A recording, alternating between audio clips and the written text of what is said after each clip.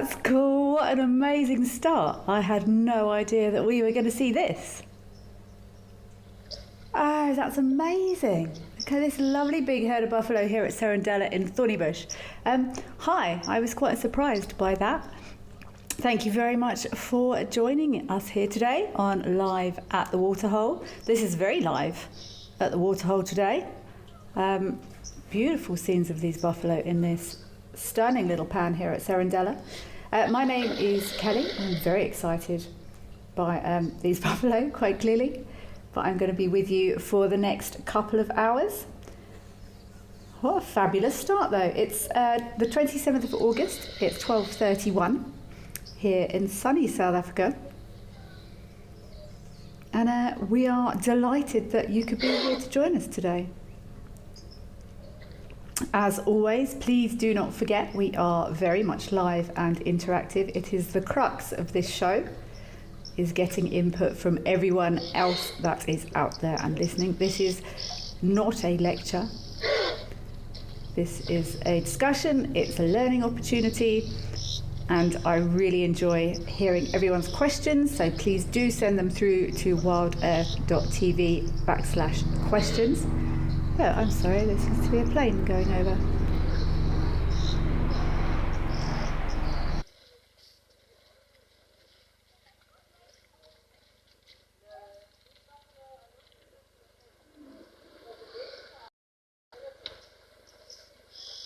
The sounds, not so much that chopper. But please, if you've never commented or sent anything through before, today is the day. So please do. Oh, you're going to run away. So please do get in touch. We love to hear from everyone that is joining us. You are welcome to contact us via WhatsApp on +27 786 302 336. Oh, I always feel like a radio talk show host when I say that last bit. 336.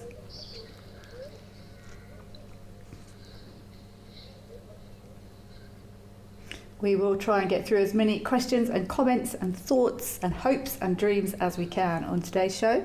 Thank you all very much for being here. Joanne Mello, good Wednesday, Wild Earth and Kelly. Hello, Joanne Mello. Thank you very much for being here. And Raw, we are straight out the gates with our questions today. Excellent.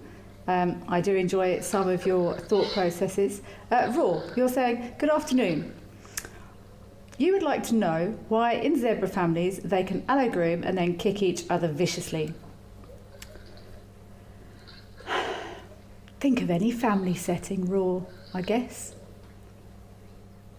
1 minute you'll all be sitting at the dinner table having a nice polite conversation, and then everyone's shouting and screaming at each other and slamming doors and all the rest of it. I think it's the same thing, really.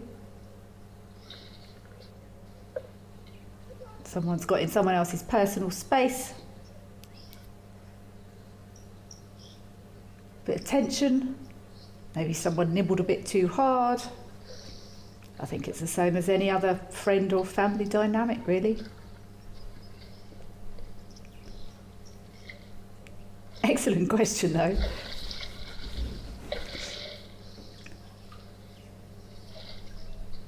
These are the things I enjoy pondering. Erica Oldno, hello. Thank you very much for joining us today. Greetings back to you. Crystal clear blue Western Cape skies today and spring green and flowers starting. Amazing. Also, the buds are starting here. It's the temperatures are going to be hardened up, but yeah, spring is definitely starting to spring. I know someone that's going to be extremely happy with some nice crystal clear skies coming up. Will make for some excellent stargazing. Mr. Elemental, hello. Hello and welcome. You are saying hello, Kelly and crew. Hello back to you, Mr. Elemental. Thank you for being here. This is a lovely scene here. And it looks like these buffaloes are settling down for a little while.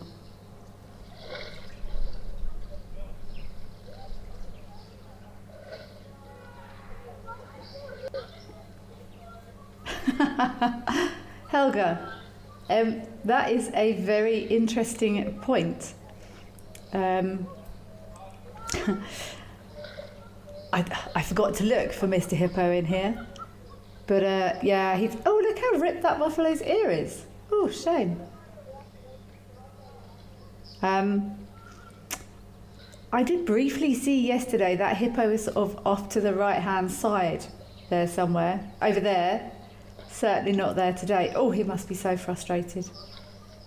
I don't know if anyone saw this hippo leaving. I can't see him in there. I can't imagine he'd be hanging around amongst that lot. I don't know if anyone saw him leaving. He needs to pick another pan, I think. He's constantly disrupted here.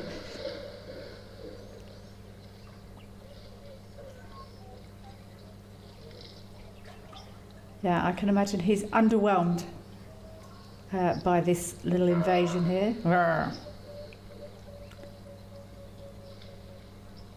This is super cool though.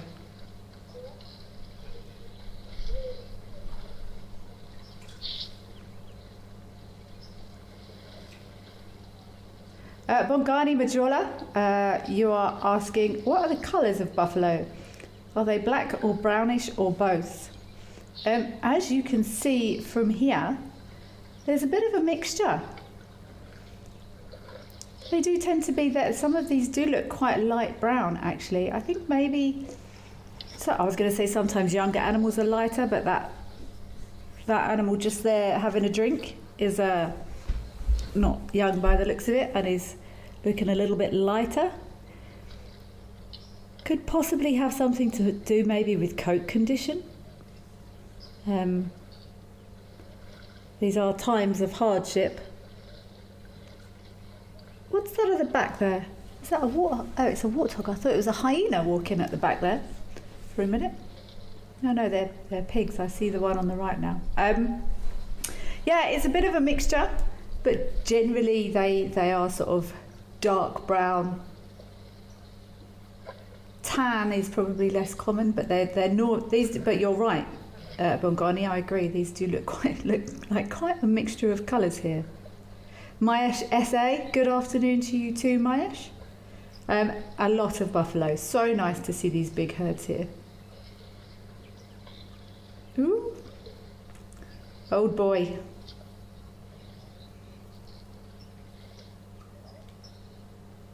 Melanistic marble. You love buffaloes at the water. It's lovely to see them. And interesting they're hanging around here. Often, from my experience, buffalo often come and sort of drink and leave. But I suppose they're making the most of this pan they've got here. And they might as well enjoy it while they're here.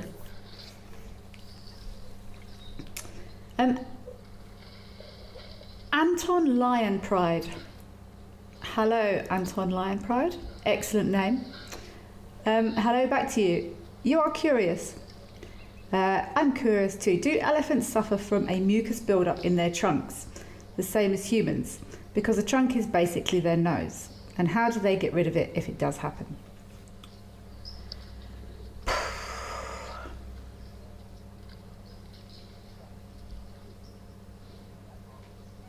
I'm thinking, I'm still here.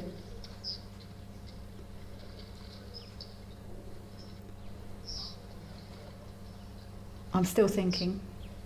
I don't know what or if there are sort of mucosal membranes in an elephant's trunk. I'll be completely honest with you. I think there might be. I'm just trying to think because I haven't touched many elephants' trunks. I'm just thinking if they're sort of normally moist, even if they haven't been in the water. My gut is telling me they might be a bit. Oh, you wouldn't want that though, would you? An elephant with a proper blocked up nose. That would take a lot of Vicks inhaler to sort that out. I'm not entirely sure. Anton Lion Pride? I suppose if they did and they did get stuff in it, they would... That just... That's my impression of an elephant blowing stuff out of its nose. But I'm not 100% sure, Anton. My gut is saying possibly a bit. That's an interesting behaviour there. the one that's being mounted is male. I'm not sure. Who are you behind?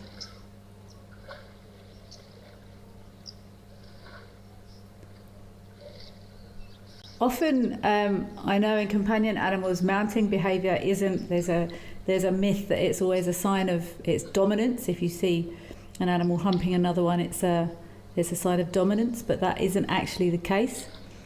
Not all the time. It might be in these buffalo, but it's often a sign of hyperarousal. If an animal doesn't quite know what to do with itself, it will show a mounting or humping behaviour.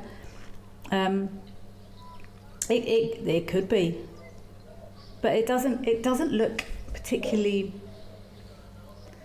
That behaviour didn't look super sort of excitable or manic to me. So, and it can also just be a form of like a communication, a physical behaviour. It's not always.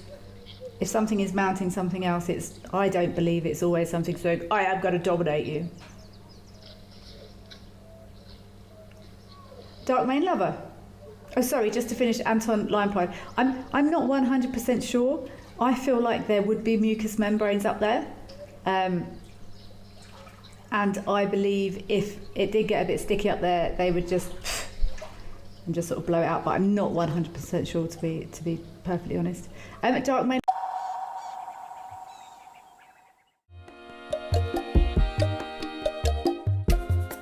My name is Amy, and today we're going to be doing things a little bit differently.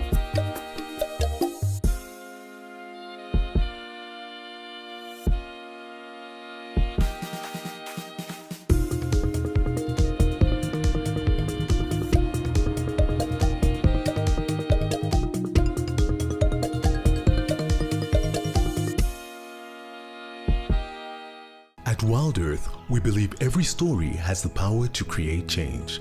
That's why we've launched the Wild Earth Impact Foundation, a non-profit dedicated to conservation and social impact. By showcasing conservation stories, we can change lives, protect nature, and empower communities.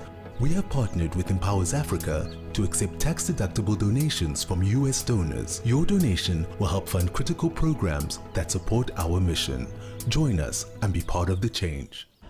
My full name is Cedric Leslie Dold. I grew up mostly here in the Lowveld. I grew up here pretty much on the southern side of Kruger National Park, a place called Marlow Park, for most of my years.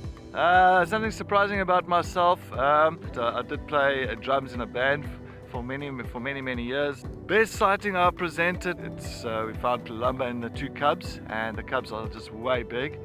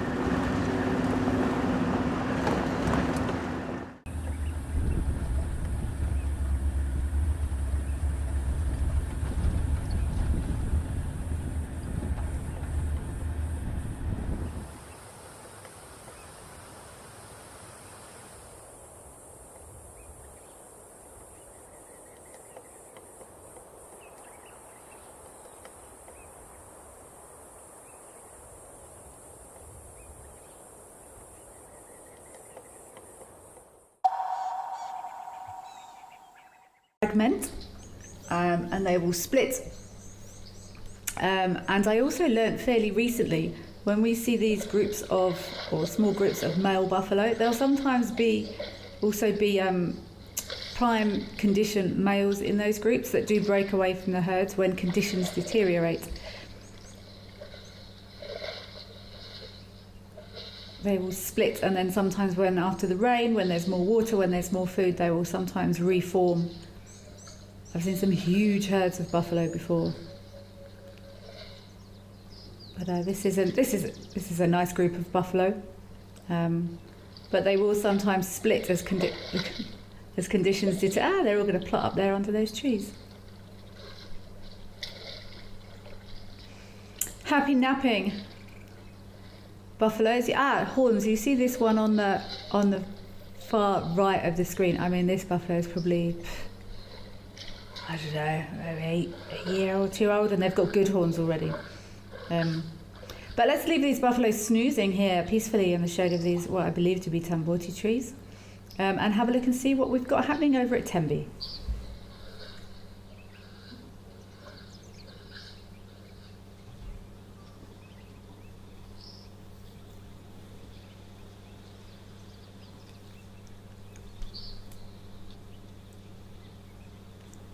Nice. We've got a little female in yellow there and a beautiful saddle-billed stork. These are stunning birds. Oh, elephant photobomb. Beautiful saddle-billed stork here having a bit of an afternoon preen.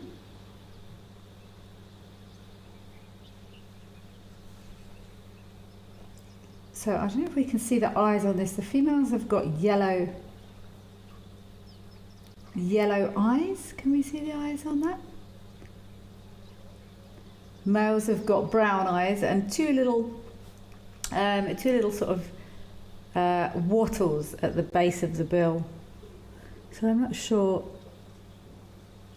Can't quite see what this is. Oh look, a lovely view of that brood patch there. See that brood patch? That little bare bit. That looked like yellow eyes to me. That little bare bit on its chest. This is a brood patch, so when they're sitting on eggs, they get skin contact on those eggs to keep them warm. That was a lovely flash of that brood patch there. But yeah, so female has bright yellow eyes on these birds.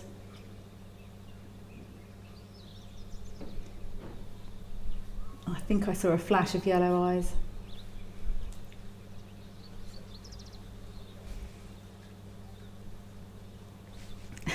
Almost got like red garters on there as well.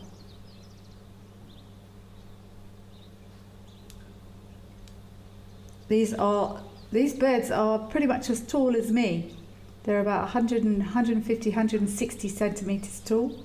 They're very stately, tall birds and very striking. Yeah, that's yellow eyes. This is a female, I think. Can't see any wattles there at the base of the bill. And this bird will be digging around there and looking for food.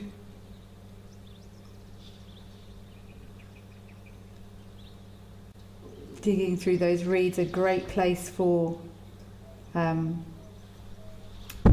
sorry, I just knocked the microphone. A great place for little fish or frogs. They'll also feed on things like freshwater mussels. You often find these not water dependent, what's the word? Birds that are often associated with water have quite a diverse diet.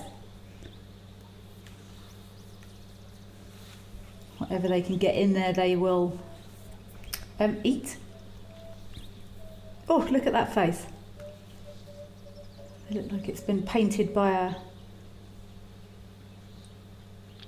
an artist.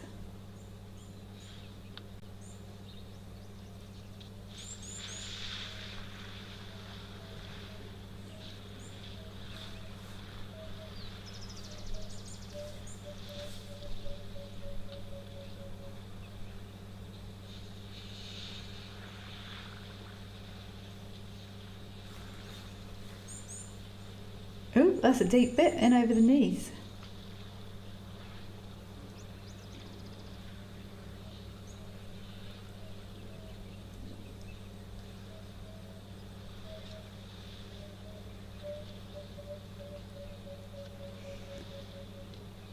Okay, I'm going to try and pronounce this name. Stisa Kioropetsi. That's apologies if I got that wrong. You're asking, what age do the little ones stop drinking milk? I assume. Ah, there's the other one. Hello. Are you the boy? Let's see if I got it right. I'm assuming you mean buffalo. They're normally completely weaned by, definitely by the time they're a year old, but it will be a gradual process of you see, look, I can't see a bright yellow eye on that one there. They're normally fully weaned by the time they're about a year old.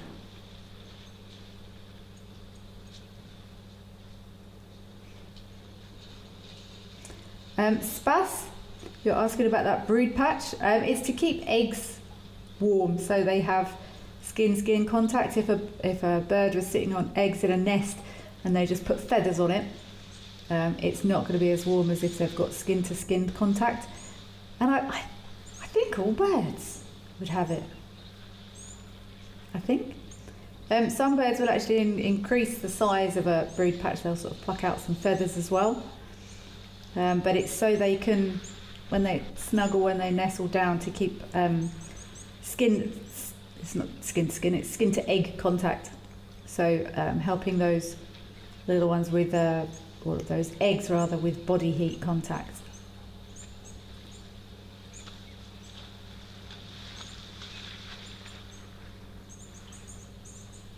Raw, thank you for saying that. 100%, I completely agree with what you're saying. You're saying you don't want to anthropomorphise the buffalo, but don't you think that could be played? I also 100% agree. I also try not to anthropomorphise animals, sort of like, look at mummy and daddy sort of thing. But they're mammals. It's one of my passions is behavioural science, behavioural modification by behavioural analysis. And we're mammals. We're all mammals. So while humans have got a far more developed frontal lobe, we've got, and sort of science says we've got more developed reasoning skills and that sort of thing. We've got lots of similar neural pathways in our brains. Science proves it. It's not. We've looked at animals' brains when they're feeling different emotions and similar areas of. Oh wow! Everyone's gone in there today, Tembi. Ha! Having a blast. I don't think I've ever seen this before. So yeah, raw, absolutely. I totally agree. It could just be play. But lots of the studying I've done with behaviour or animal affect, with an A, affect, A-F-F-E-C-T is another word for emotions, animal emotions. The back end of which is the theory behind it is from it's called Jaak Panksepp, P-A-N-K-S-E-P-P, and it's basically. He's written it, it's heavy, but it's a book called Affective Neuroscience with an A, A-F-F-E-C-T. Affective Neuroscience, with lots of science-based theories behind mammalian ethology and neuroscientific pathways sort of thing. So if you fancy some heavy bedtime reading, have a look. But animal affect or animal emotion is very much my passion at the moment. So yeah, 100% could be play. But look at these swimming elephants. Sorry, got sidetracked with buffalo. And yeah, they're cooling down. But if anyone wants to tell me that these elephants aren't enjoying this, then yeah, I challenge you. There's body, but yes, it's a function. They're in there to cool down. But they're not all in there to cool down. If it's urgent, they all needed to cool down, they'd all be in there.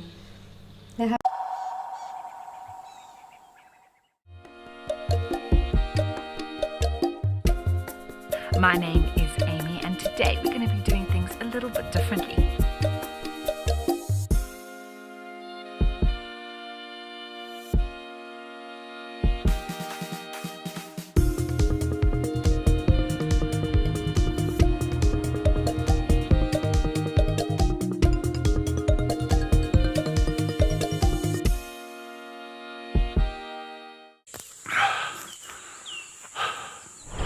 What does it take to handle the wild? Balance. Determination. Focus. Yaku!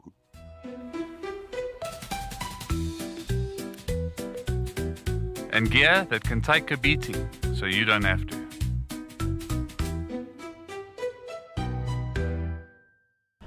My full name is Cedric Leslie Dold. The best driver at Wild Earth, that is me. I believe I'm the best driver. I think so because I've. Best part of my job, I say, is just to try and look out for these animals, track them down. I love tracking animals. I love looking for, fresh tracks, and if you can find them, it's just at the moment of accomplishment. If I wasn't a presenter for Wild Earth, I would be the drummer for AC/DC.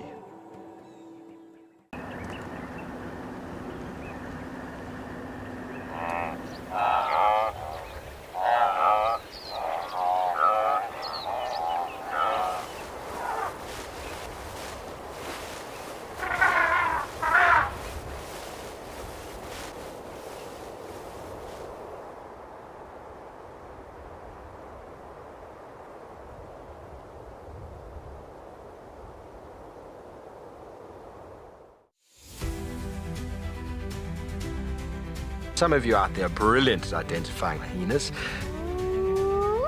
Now, why do you think people have got this huge misunderstanding about reptiles? Right in front of me there was the face of an astounded buffalo bull. This is live and interactive, so everybody, if you have any questions and comments, please do send them through and let us know what you'd like.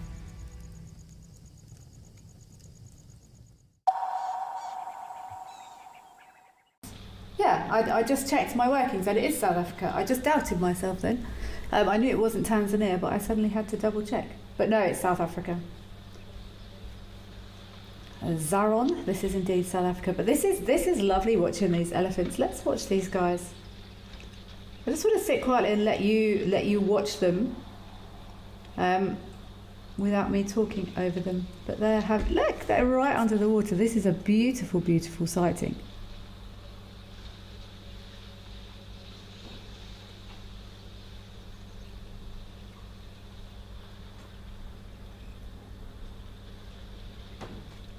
This is so cool.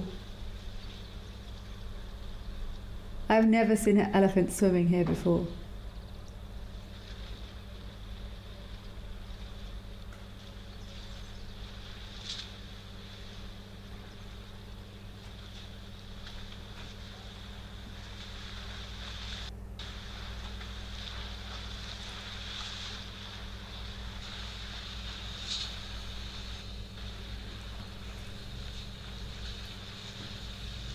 Look at that one at the back. I'm gonna splash in the water.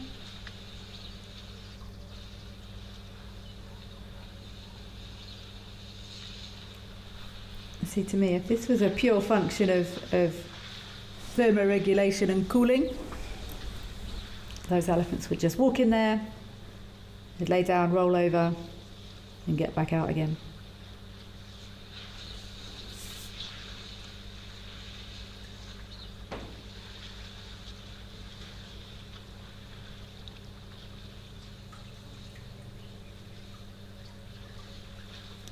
But I want to see if they're going to come out the other side. It looks like they're going to cross and go out the other side there. I've often noticed when elephants are having a blast in water, sometimes the younger ones are like, I'm not getting out. Like this little one at the edge there. Oh, he's having fun. Look at those ones on the right hand side. They're right under the water.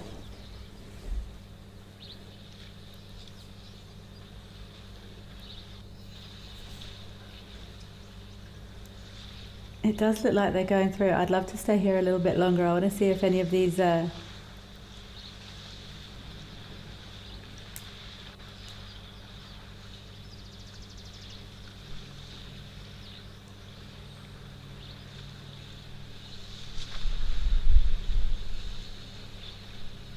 Erica Oldno, you're also suggesting that elephants have mucus problems. I'm sure, I'm not going to cheat. We could all go and look it up. But my logic is saying there's some sort of membrane up there or some sort of moisture to trap dust. But do they get congested? I'm thinking possibly not. That is so cool to see.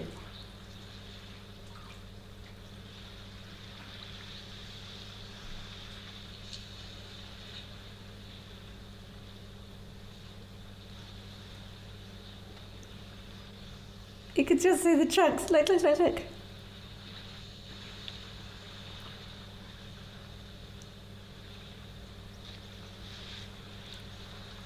Those inyalas at the back are like, ooh, that looks a bit boisterous for us. Look, that is so. See, those two elephants. One is on top of the other at the back there. That's actually a really raw. I think that's a really good. I didn't.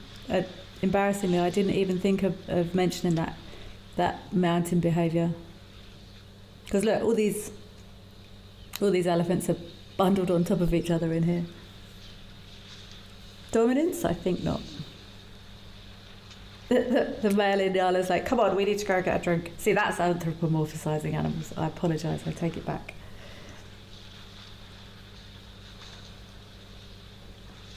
This is so nice. I'd love to stay here and see if it's going to be a mission to get these young ones out of the water. One of my favourite elephant sightings ever I've spoken about it before, it was a long distance sighting. Elephants on the other side of a river, they crossed the river, and there was a tiny little, look at these young ones. There was a tiny little calf, and they all got out, and it can't have been more than 2-3 months old. This tiny little one would not get out the water, and it kept scooting under mum's belly. She kept walking off and leaving it, and it would turn around and run back to the water. And in the end, she almost picked this thing up with her trunk and said, "That's enough. We need to leave." I don't have children, but if there are any parents out here watching, let's see if these little ones listen and get out when they're told.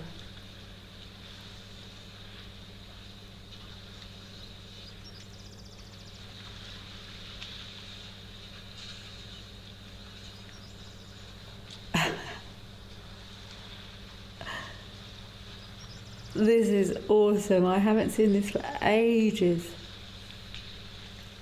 And I don't think I've ever seen them in the water like this here at Tenby. Look, is she going to go back in and get them?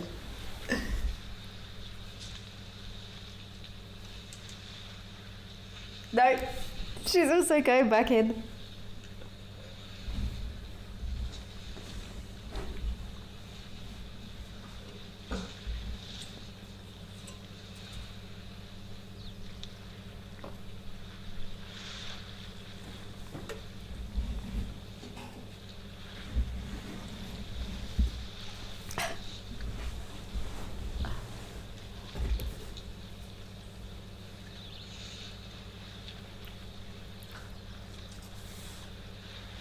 Tea Dust, you're also enjoying this. Oh, what fun.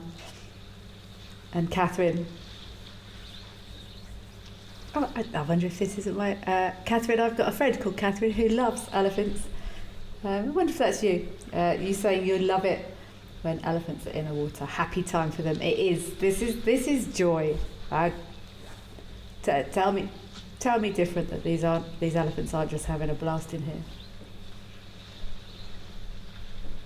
Melanistic Marble, very valid point. You're saying, interesting how much water activity there is today. It must be getting hot. It has been warming up. I'm not sure what this... I'm going to cheat. So this is when I cheat. I'm going to see what the temperature is in Maputo land.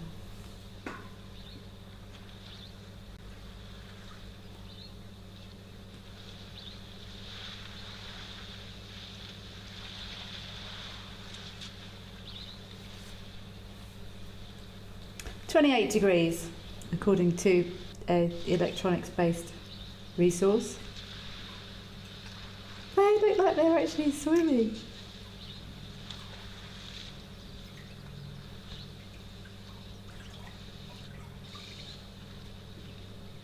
Anton Lion Pride, you see the young elephant whippersnappers having fun in the water. That's an excellent word, Anton Lion Pride, whippersnappers. Look, this is like bundles.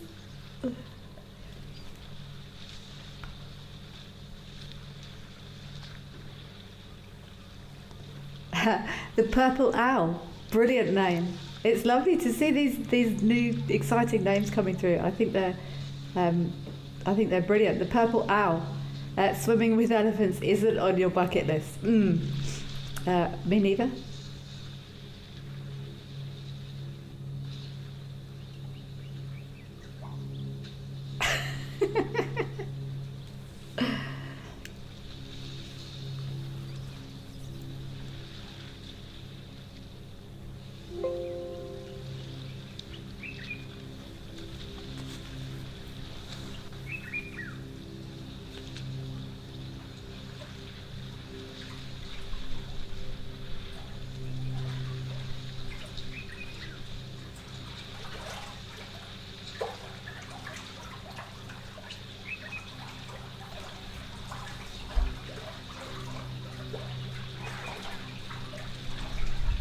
They're like all completely submerged.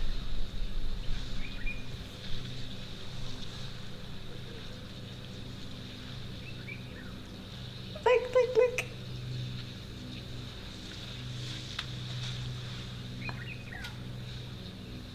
You're going to go quickly, elephants, if you stay in too long.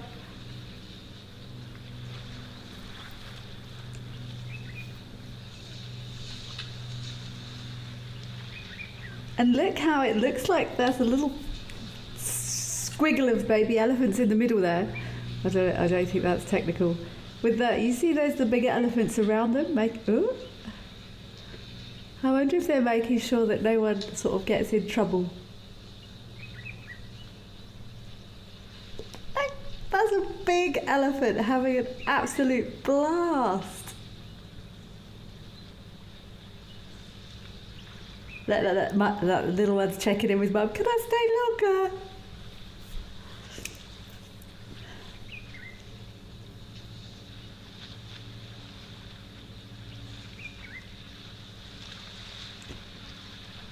And that calf is probably, if you think about it, that calf is quite small. It probably can't normally reach up that far. Maybe it's getting a different vantage point of Mum. Oh no, is she going to say stop messing about? It's time to get out. I'm really looking forward to see how this pans out.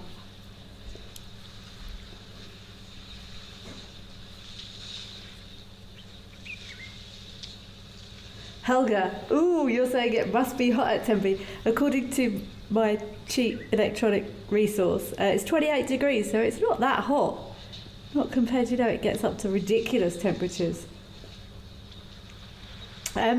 Tony Watford, they will walk if they have to, but they can swim. Elephants can swim, and will swim if they have to. But this is, I mean, it's if you look at how submerged those big ones are, I don't think the little ones will be needing to swim in here. If they can walk, they do walk, but they can swim. They've been seen in some deep water locations actually. Look, they're all clean. All the backs of their ears, they're almost looking pink. All the dust's rubbed off.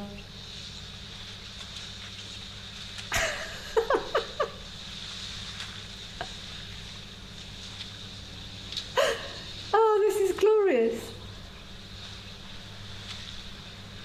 I'm gonna kick with my back leg because I can.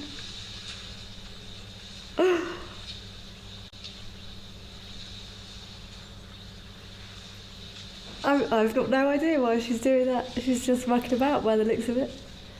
There might be a scientific reason, but I certainly don't know what it is. Look, you can see the backs of her ears are all pink. Look.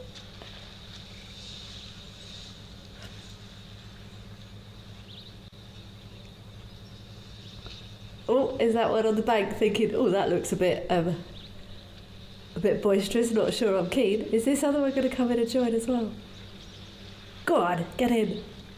Has this one been in already?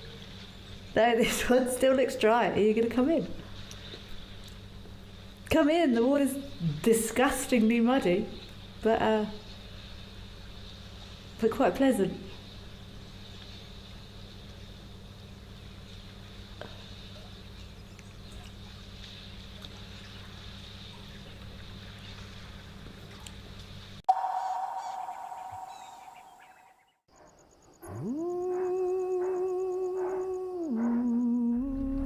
Now this leopard that we're looking at is known by the name of Hlalamba.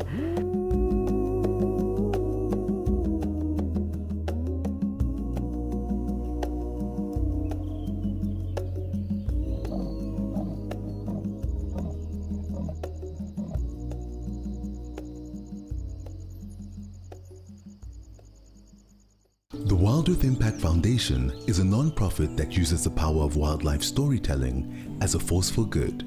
We create sustainable development projects that showcase conservation stories, empower people, and inspire environmental action. As a registered South African PBO, you can make a tax-deductible donation to the Wild Earth Impact Foundation. To find out more, visit our website.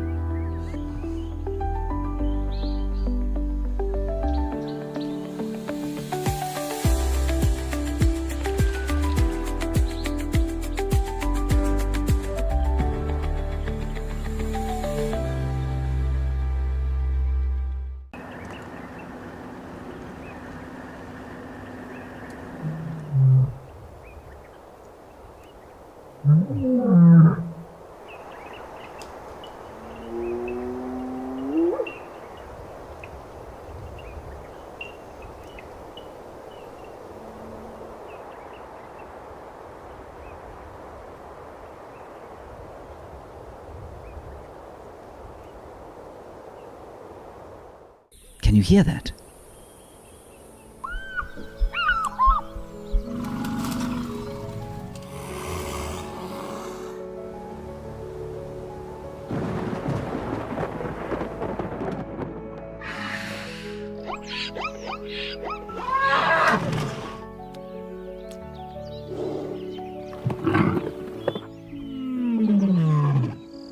The wild is calling.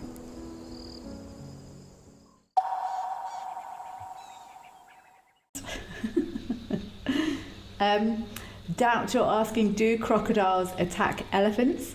They might, possibly smaller ones. Go on, put it on your head. You gonna put it on your head or eat it? Hey, on the head. Wave it around. Wave the grass in the air like you just don't care. Doubt sometimes they might.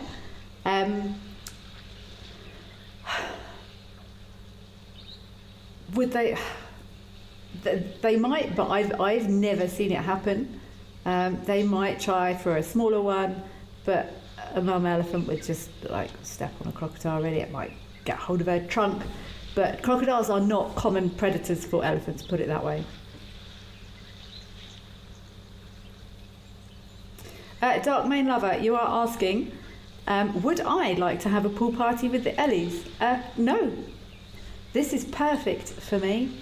I am delighting in their antics and activities and play behaviour without disturbing them or getting squashed. So I'm very happy to participate in their pool party from here. Thank you very much. And Eagle Lover, you're saying elephants enjoying weightlessness, enjoying a weightlessness moment in the water. Well, they're designed for it. You know, they're obviously used to being big and heavy. It must feel nice, that lifting of weight. But this is so lovely to see. And even that adult, there's sometimes reasons for elephants banging things on their heads. They will sometimes knock mud on their heads to get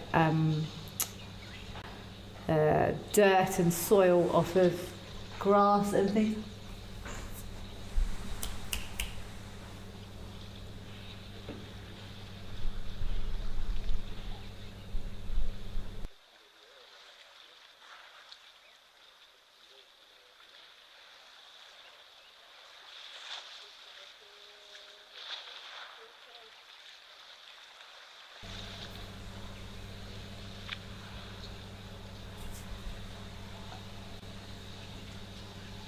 And there might have been a they're still right in there.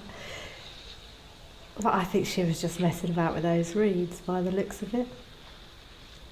Oh, is this young boy's getting a bit of FOMO. It doesn't look like he's been in yet. Oh, but maybe he's not quite confident enough to go in there. Look at that.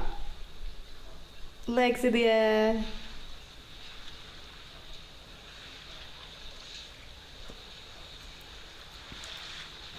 Good job, elephant. You gonna go again?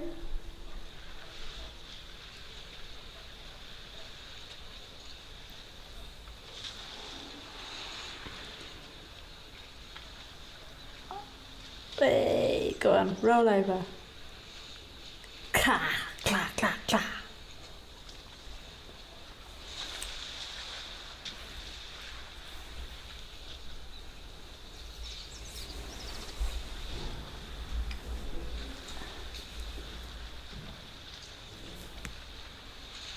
What an absolute pleasure.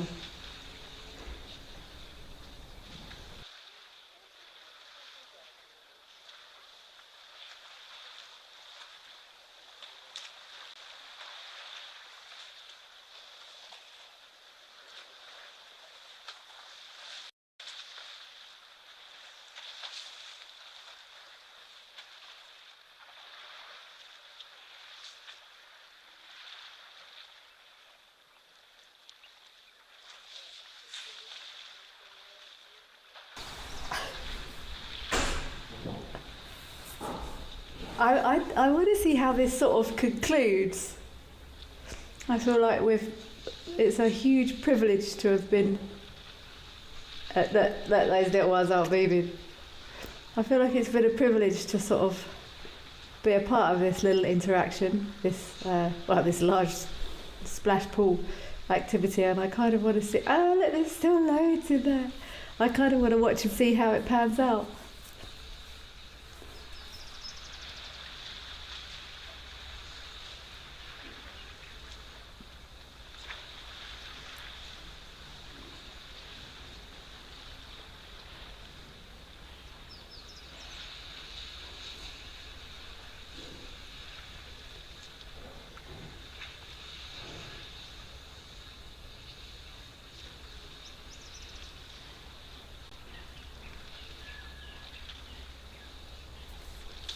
Okay, there's a couple out.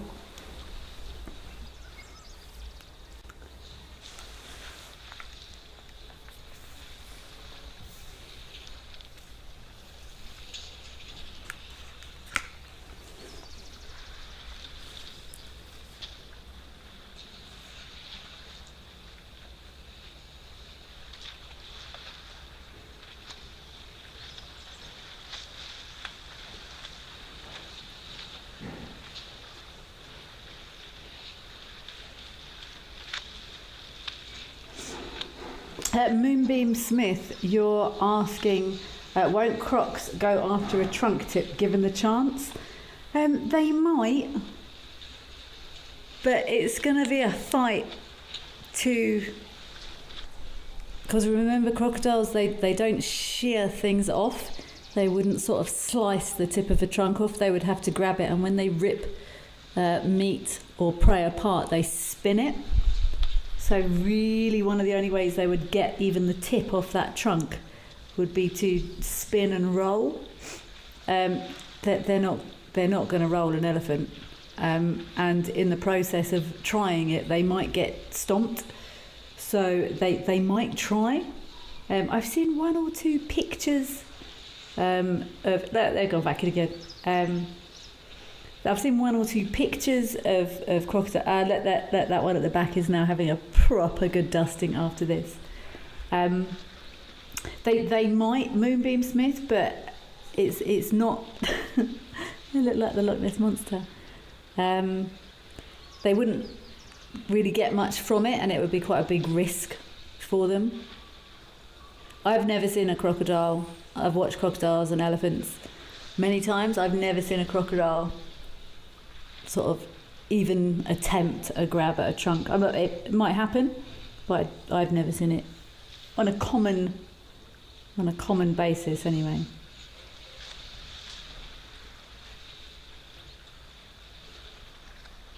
Jan UK. Oh, I've got a cousin called Jan. Nature at its very best.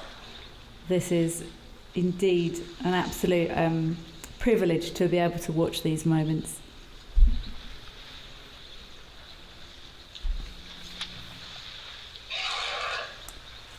Oh, getting a bit. I want to see how it sort of. I want to see if someone's going to go, right, that's enough, we're getting out. Which would normally be the... Oh, look, there's a... See that elephant in the background? That chin is sort of slightly... Oh, no, he's going back in again.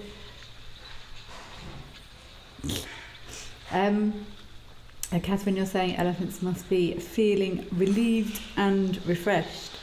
Now, those little ones are going to sleep tonight, hey, after all this splashing and exertion. So it would normally be the role of as I'm sure everyone knows, elephant herds are managed, run by a matriarch. It's a matriarchal society, and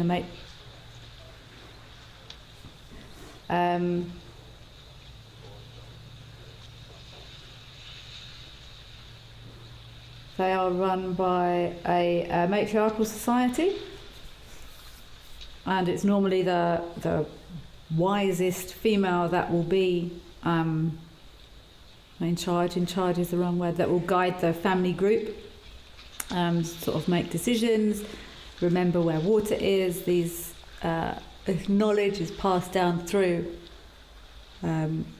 elder females, elder cows, and it would normally be down to that matriarch, that leading female, to sort of say, right, let's go for a swim, or okay, let's stop swimming now. And I'd love to watch and see if that is sort of what happens. I can see there's a couple of elephants coming in from the other side.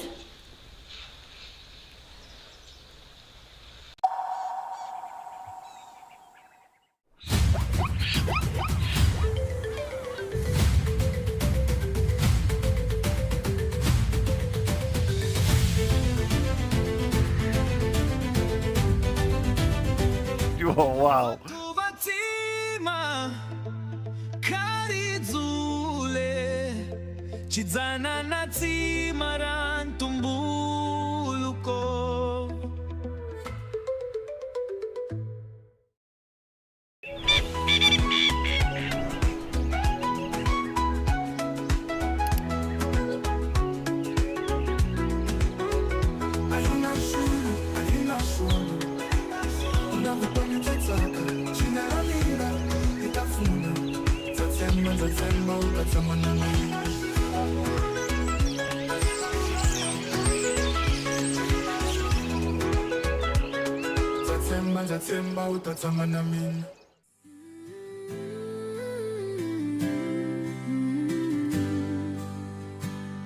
Dihamba ehlathini elikhulu, diphula phula amazwi omoya,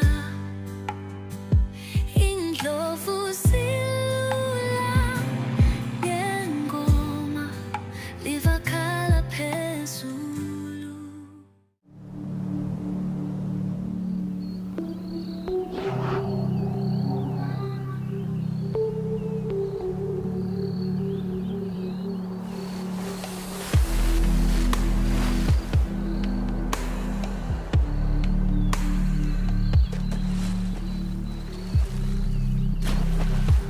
Hyenas love bathing.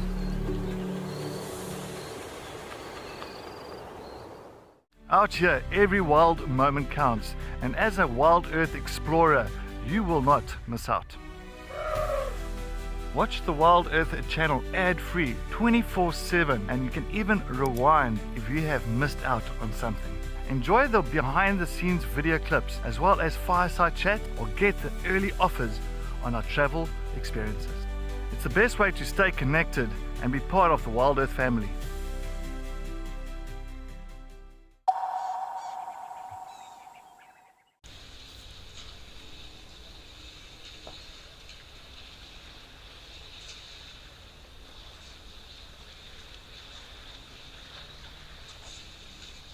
This has been one of the nicest sightings I've had here for a very long time.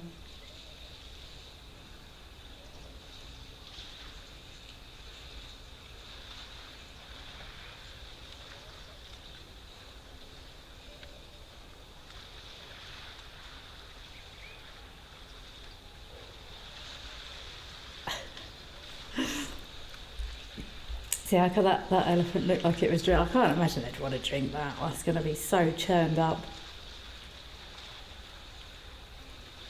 And see how some of them are sort of almost look like they're trying to, well, they're starting to sort of cluster in the middle there, or maybe that's just a play.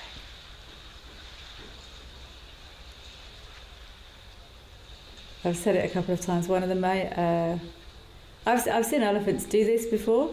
They don't often do it for this long. Often they'll get in and sort of have a splash around and then be on their way. But it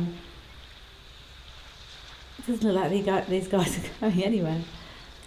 I've seen more elephants properly submerged like this in Thorny Bush than any other reserve. I've seen it a few times in Madikwe. Surprisingly not super frequently at Tau. Is that a new entry coming in there? What a gorgeous scene.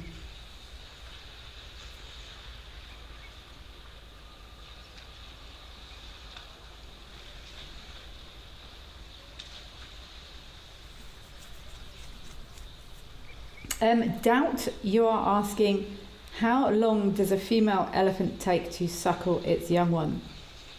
That's a really interesting question. They're often, they start weaning fairly young. Sometimes it will depend on whether or not she has a new calf. Sometimes it will depend on what food resources they've got available. But I've actually checked, and I've seen an elephant kneeling down to suckle before.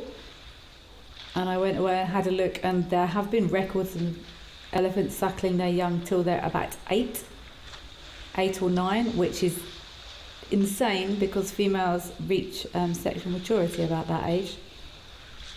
So again, doubt it. It depends. It often depends. Hanru, you're asking how long can elephants go without water? Again, it depends. But that's a mud puddle they're in now. Look at this nice, respectful big bull at the back, giving them some space there. It depends on conditions. If it's 45 degrees in the winter, which is unlikely, but if it's 45 degrees in the winter, not as long as they would as if it was 25 degrees in the summer, because resources are different. They're feeding on different things, so there's more or less moisture in their food. The heat, high heat will mean they dehydrate more quickly, and they will need to drink water more frequently. So, as is often the case, it depends. Also depends on their where they are. So your desert elephants will be adapted to survive without water for longer than, say, maybe a forest elephant. Looks like they might be starting to make a move now. I really want to wait and see if those little ones follow out obediently and as instructed. If they can access water, they'll drink every day. Ideally, they need to drink every 2 or 3 days maximum, but after 4 or 5 days, they're going to start struggling. As a rough guideline. But the longer around I am, the more I am realising that there is often no hard or fast answers to this question. Or lots of questions, in fact. Catherine, you're asking which one will be the matriarch. I've got no idea. I haven't got a clue. It's not always on size. It's not always on age. It usually is. It's normally the biggest, oldest female in a group because she will be the most competent leader due to life experience. if I watched these elephants move through the bush for maybe an hour or something, I might be able to work it out. But as it stands, I've got no idea, Catherine. I will start watching a bit more closely though to maybe try and work it out. I think there's a couple that have already got out and moved off over to the left.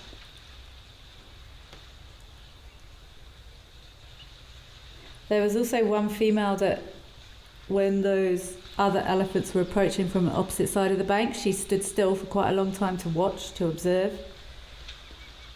Could have been her, but all adults in a herd like this will be at least partially responsible for things. Sisters, cousins, they will all get involved in keeping an eye on youngsters, younger sisters, younger cousins, females will watch, and they'll sometimes sort of take over a little bit of baby care duties.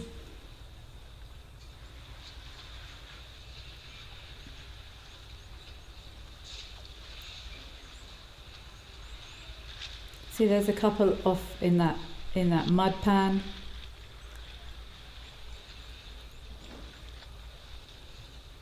I think these are all still youngsters in here now. Is she going to go back in and shout at someone?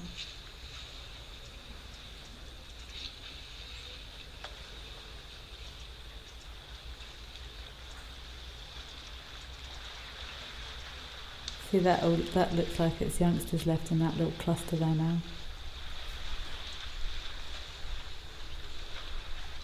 Oh, we're going down in the mud as well. Wow, these elephants have had an excellent, or are still having an excellent, what day is it? I don't know. An excellent whatever day it is today. An excellent Wednesday.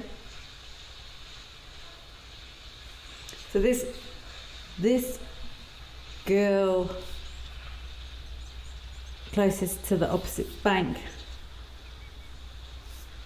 looks like she might be making some suggestions to these younger ones to me.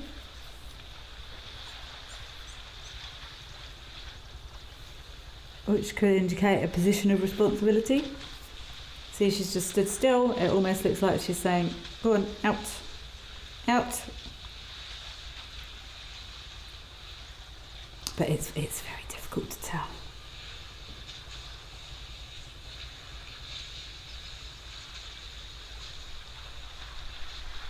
That's interesting. Apparently one of the Zumis, Bundara, said elephants have flung a croc out of the water with the croc at the end of the trunk at Vic Falls waterhole. Yeah, it does sometimes happen. It's not impossible. Is everyone leaving now? I'm not saying it doesn't happen. But every time an elephant gets in the water with a crocodile, it doesn't necessarily mean that the crocodile is going to attack that elephant, if you know what I mean. Okay, is everyone getting out? Oh, we've got a straggler. This is what I was expecting. Is he going to run back in again? Yep. He's not done. Oh, is he going to do as he's told? Oh, he got out with protest then, I think. I would love it if one of them turned back around and went back in again. It makes me laugh. Is he going to do it? No. It looks like he was tempted though. Sure, that's probably a little difficult boy. And I think they're all probably going to go and have a good soak in the mud there as well. Oh, that was glorious. Raw. You remember grabbing all your things and walking away saying, I'm leaving before my sons would get out of the swimming pool. Yeah, that's pretty much exactly what I've seen quite a few times. It's quite hilarious. And it makes me smile because you can really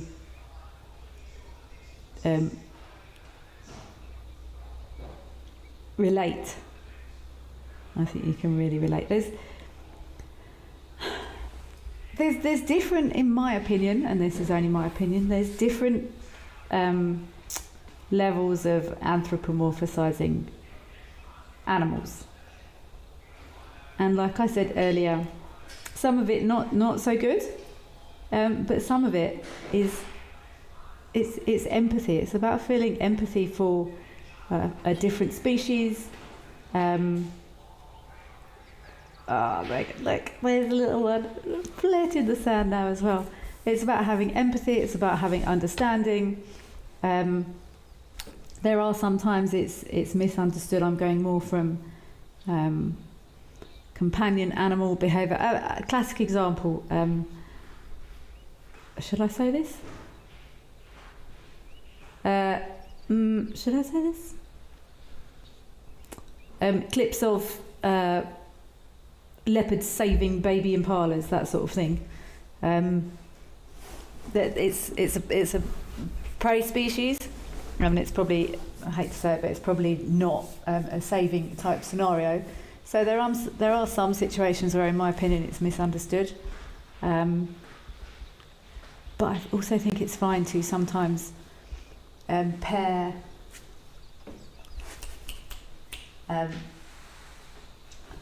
animal emotions with human emotions.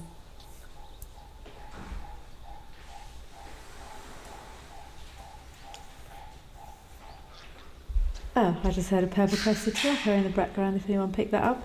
But that was absolutely divine, watching all those, that whole family having an absolute blast. Henry, you're asking how big can elephants get? Really big. I think the record was 10.1 tons, which was an elephant up in Angola. Open big bulls can get up to 5-6 tons. And I read somewhere recently that there was a big bull that was darted somewhere, and estimates of his weight had been made, and then it turned out that he was wildly bigger than anyone had originally thought. He had to be, I can't remember, had to be relocated or something, so they weighed him, and everyone sort of went, wow, we didn't think he'd be that heavy. So it could be that like we've got a returner. There might not be space in that mud, and they thought, I'll go back to the water. So up to 10 tons, they're pretty big, and even bigger when you get close. Okay, I think let's leave this delighted family group here. Thank you for staying with me. It was an absolute pleasure to witness that very intimate moment between this elephant family. But let's go across to Camelthorne and have a look and see what's happening there.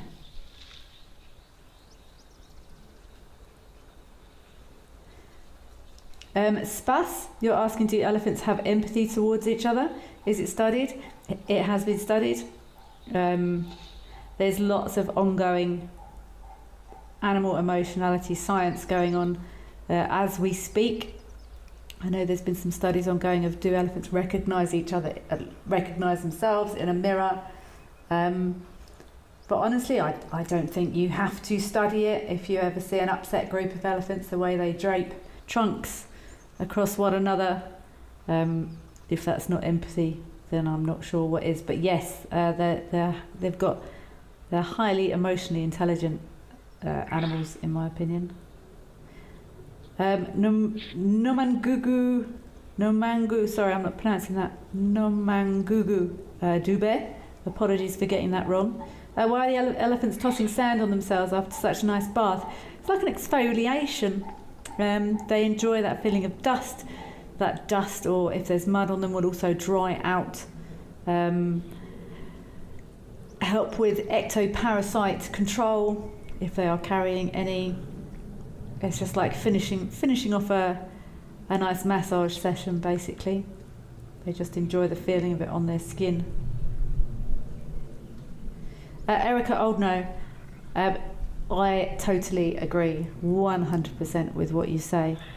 Humans like to think we have understood everything about nature, but the mystery is ever unfolding. 100% support you, Erica.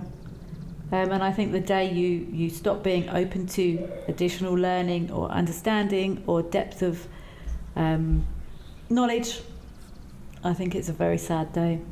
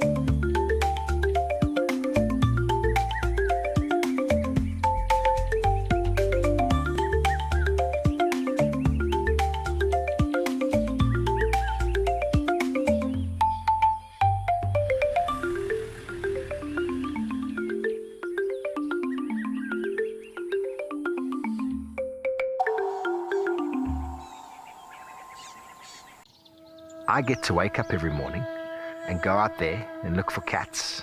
I get to create my everyday safari for myself. Myself, I grew up in the sort of central eastern suburbs of Johannesburg, fully qualified trails guide and a fully qualified nature conservationist.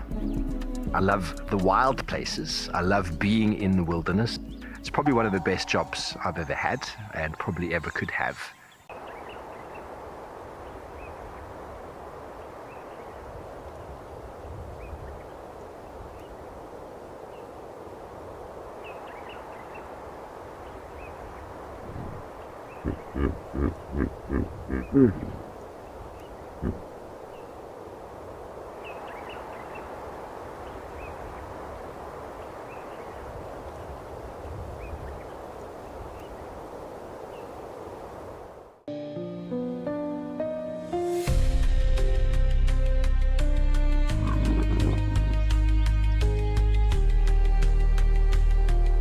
We are here with a male leopard.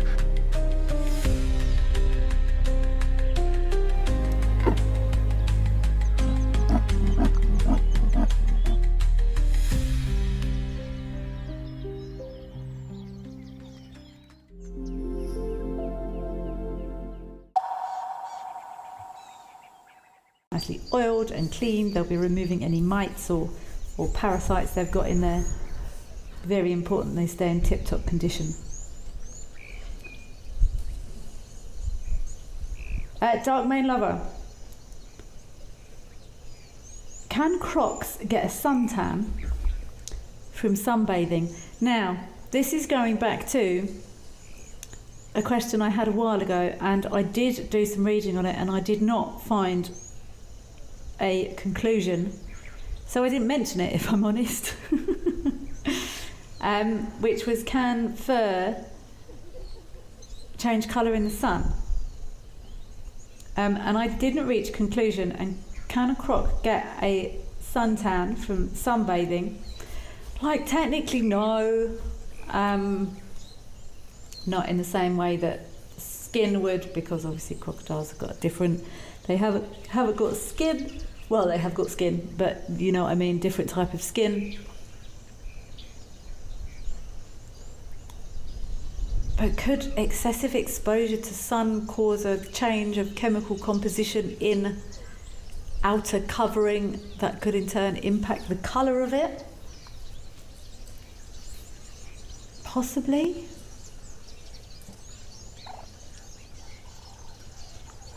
But then, like I went back to the fur thing. I mean, human hair can go lighter in the sun. I'm probably going to show my age, but anyone else in England ever try put, or in any country try putting lemon juice on their hair to make it go lighter? I was guilty of that. So the sun can impact the colour of things, but then I went off into a rabbit hole of, well, if fur could change colour in the sun, then everything that had been in the sun would have changed colour, because, well, you might get one crocodile or one animal from a specific species that stays in the sun more than another. They're all probably going to be sort of about the same.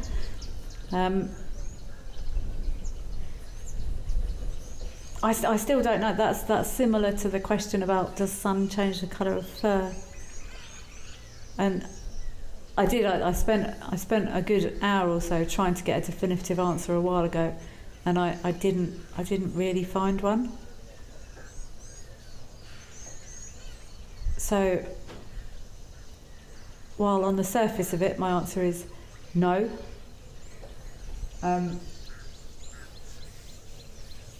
Like, I'm thinking chemical composition of, I could have to pull apart what the exact chemical composition of crocodile skin or scales or whatever you want to call them are, and whether or not any of the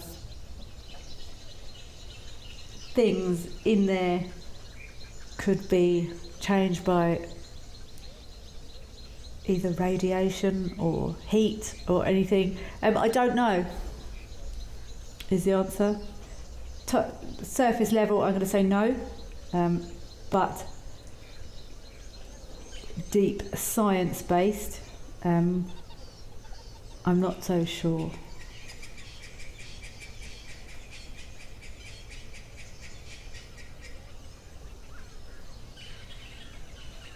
See that long strokes down there of their tail feathers, this Hadida ibis. Well, this is quite peaceful now after that excitement of that elephant splash party.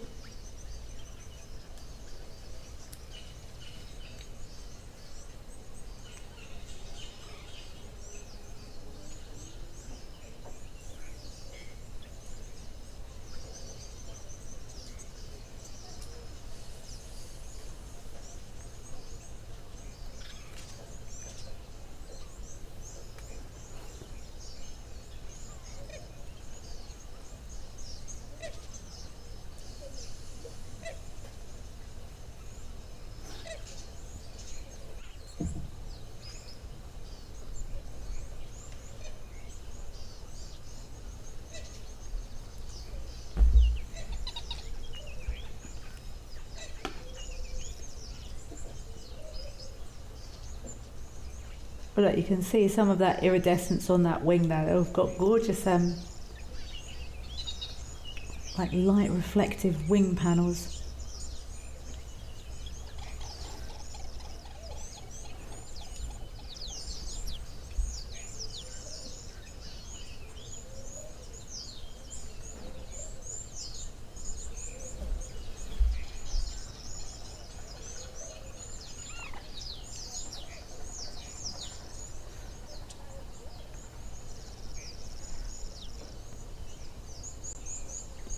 Wildebeest photo bomb. That's a really nice image.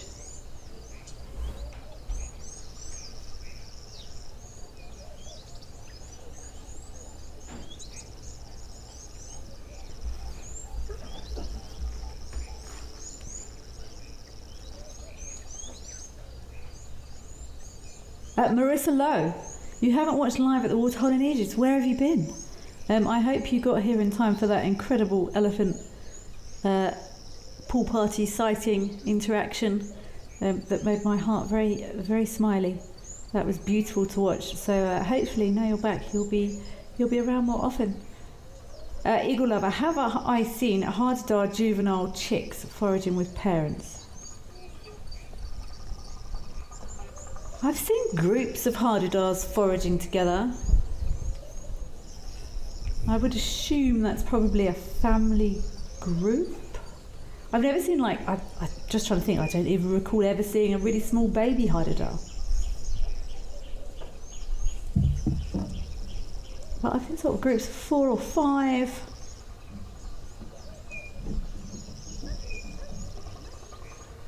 Sort of pecking, that's not the right word. Probing, there we go. That's a that's a more professional term. I think probing for stuff.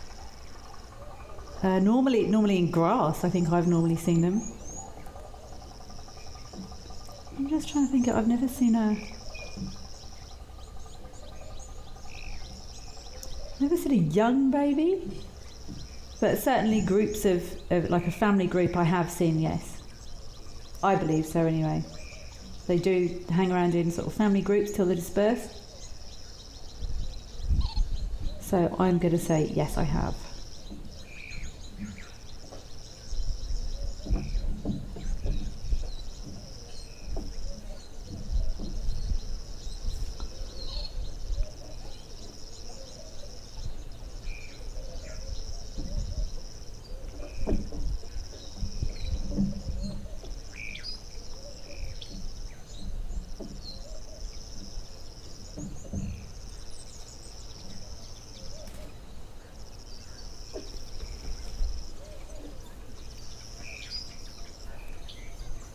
That common mixed group of wildebeest and zebra all getting in and having a little drink there.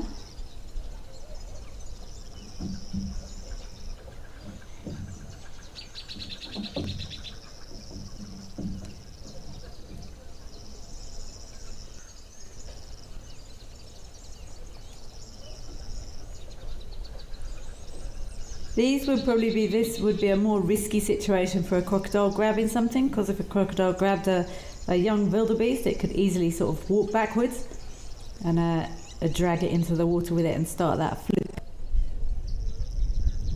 Which is one of the reasons these prey species are so nervous when they do come down to drink.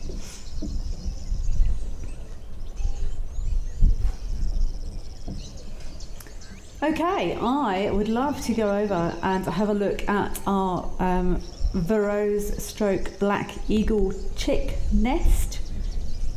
I'm feeling quite I'm struggling. Why am I struggling with my words today? I'm feeling quite involved in this little family. I saw that chick when it was very, very young. So that is the adult bird there. And I'm is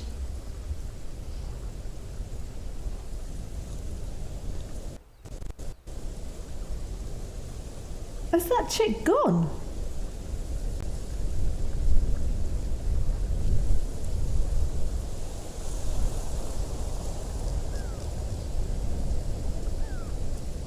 Is that chick gone? Is it not there? That is the adult, isn't it? Yeah, the chick was super brown yesterday.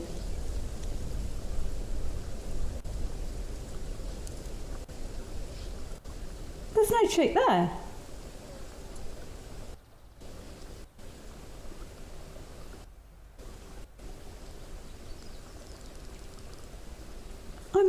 I'm slightly gobsmacked.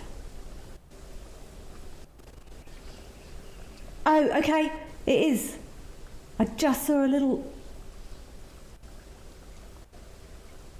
Oh well, we're not leaving here until we've checked if that chick's here. I'm afraid, everyone. Thought I just saw a sort of possibly something pop up from behind the shoulder of that adult.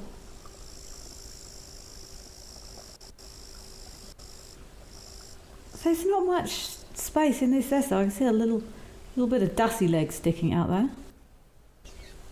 Oh, okay. Oh my goodness! I thought that chick had gone since yesterday then. Okay, chick's still there. Panic over. Wow, that was completely hidden. But I wanted to come here because I did indeed count my days yesterday.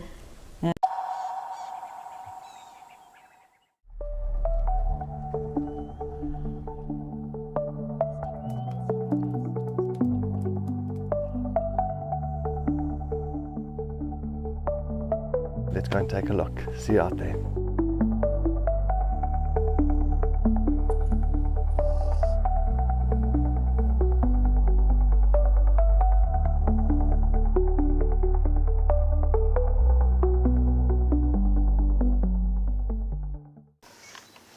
Even a hyena coming into the action as well now.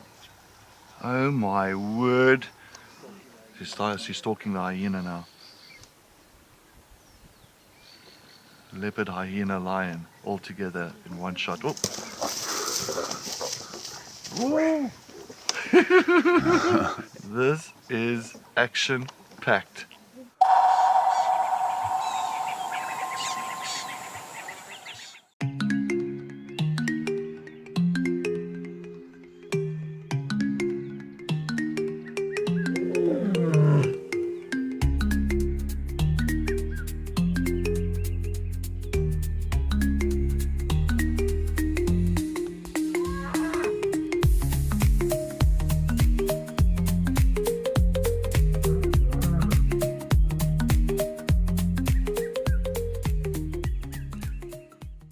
Join our expert guides at dawn for a live, immersive safari as the bush comes to life. Found ourselves a chameleon, and look how he's changed color. Every sunrise brings new discoveries. Pound for pound, a leopard is one of the strongest cats around. Ask questions, share your thoughts, and connect with nature, live and in real time. Great excitement, great happiness. Start your day with adventure. If you love watching Wild Earth, here's a little tip. You'll gain access to the channel ad-free. You can rewind and rewatch sightings and gain access to our live Tuesday safaris. There's also behind the scenes videos, fireside chats, and every safari live episode, whenever it suits you. It's just the best way to connect with nature.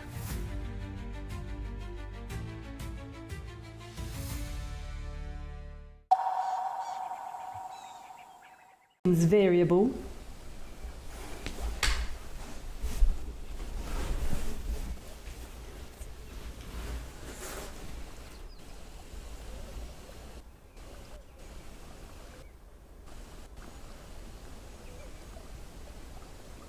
There's lots of wing stretching going on, and I haven't seen it yet, but I'm sure if anyone else has seen those sort of jumpy flaps that chicks start practicing with.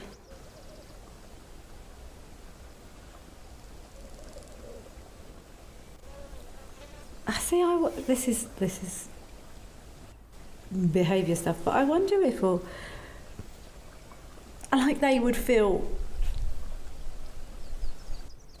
like nervous in the same way a human would. Imagine if you've got these, and I don't know the answer, but imagine if you've got these wings and you sort of, you know they flap and stuff, and then you had to jump off there and hope they worked. I suppose instinct probably means they don't, otherwise animals would never do anything if they were anxious or nervous about doing it.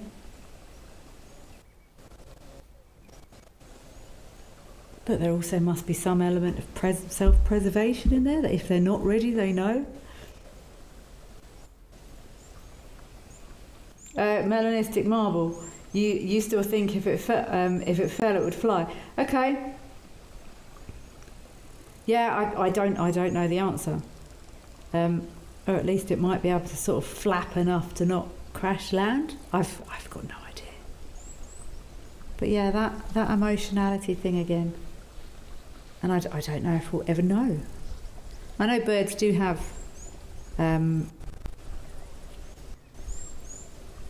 different sort of brain setups. I haven't actually done too much research into birds, more mammal stuff. But yeah, that, and we'll never know really. Is it someone thinking, oh that was I nearly fell. I wonder if that's actually how it works. It's fascinating to ponder though.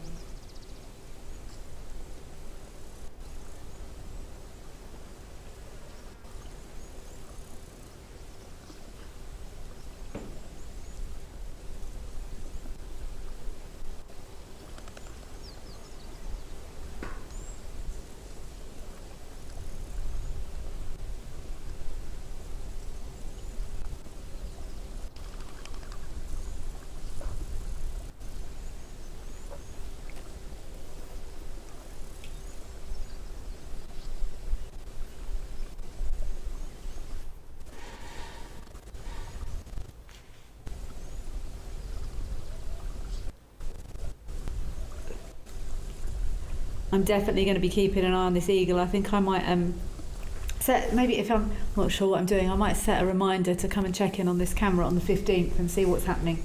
But yeah, place your marks now on when this chick is going to make the jump. But I really thought it had gone then. Let's go back across to Serendella. I think that lovely herd of buffalo is still there.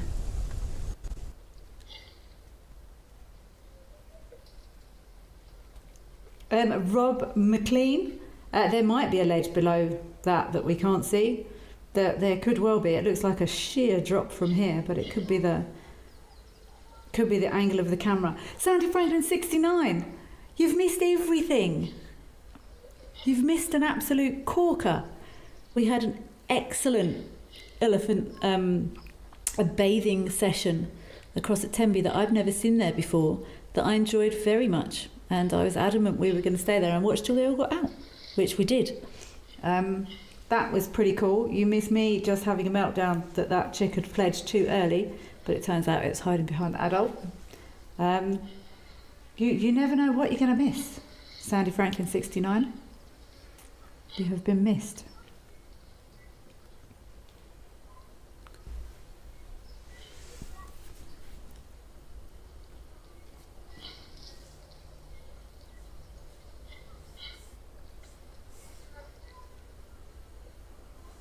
This is interesting that these guys are hanging around here quite happily, hey?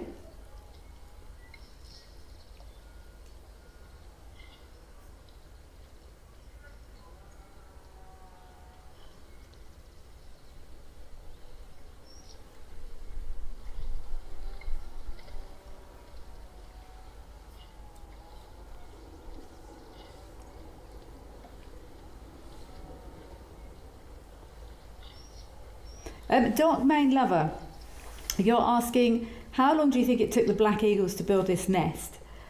I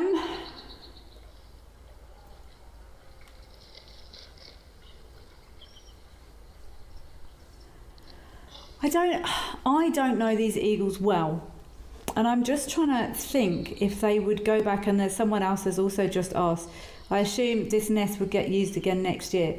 I know, was that a black eagle nest? I know some of the eagles often have a few in an area that they will rotate through, and it can take them quite a long time to build those nests. I mean, it's not going to be like a couple of day job, but I'm just trying to think if these would return. A lot of eagles do return and use the same nest, so maybe there's a bit of extra maintenance, but I'm sure a lot of eagles, they have 3, 4, 5 nests set up in a sort of specific area and then pick one, is my understanding. But from scratch, I mean, it could have taken them a good couple of months to build a new nest, maybe even a bit more.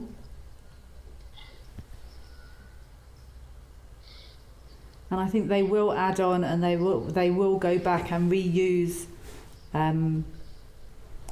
nests. I don't know about. Was it a Marshall eagle? We had one of the big eagles nesting on our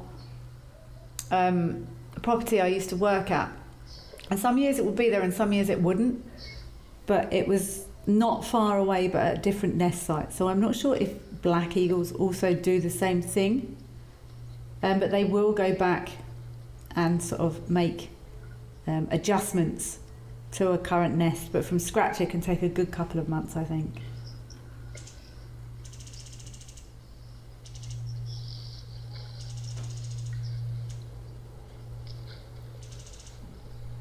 Wildlife lady, buffalo bathing part 2.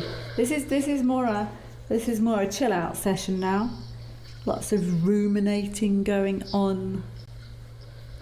Looks like there's a bit of a, oh, there we go. Who's got in the water? Looks like there's a bit of a scrabble for that shady spot. Shame, I wonder where our hippo is. I wonder if that was him going back into the water. I just heard a big splash there. Look at that nose in the air. Look, oh, sniffing, sniffing, sniffing. What's going on over there?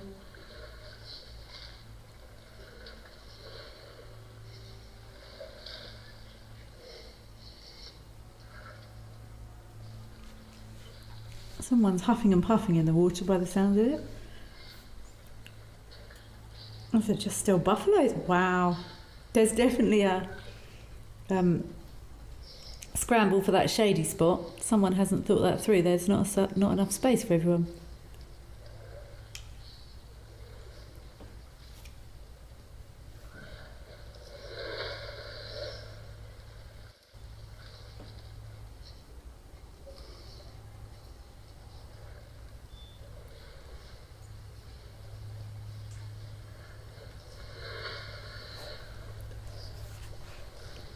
That sounds more elephant-like. Ha! I was right.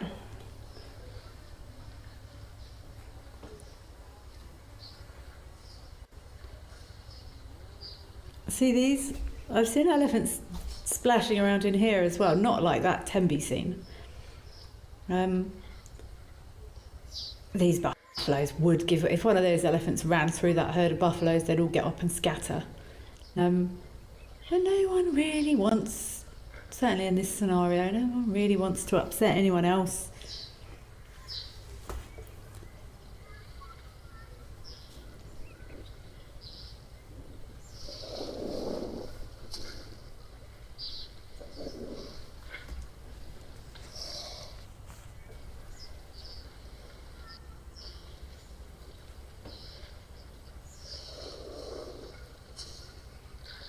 Although these elephants might feel a little bit insecure, but they obviously don't want to sort of hunt each other. If they're small babies, we might sometimes see elephants sort of giving them a little bit of a chase, but you see how they all just kept in their lane, and I'm sure they'll move off. Everyone will continue with their day without any drama.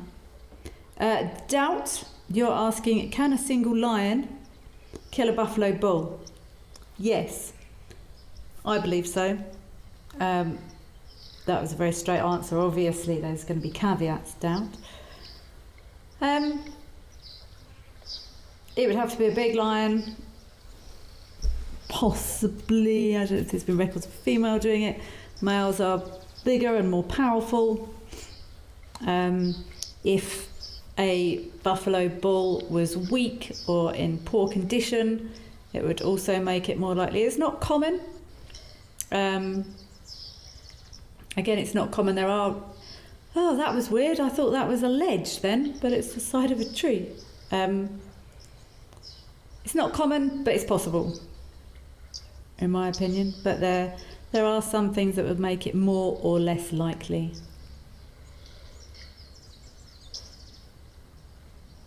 Wow, those buffalo really are spread out everywhere. Shame, I wonder where that hippo is. I read something about, was it a legendary old male lion that died recently in Kenya or something, and I'm sure part of that story said one of the only lone male lions recorded killing a buffalo bull.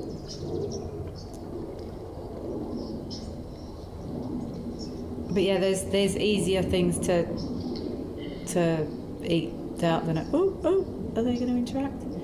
Easier things to kill, especially if you're on your own, than a buffalo. I've seen a male lion kill a what's it?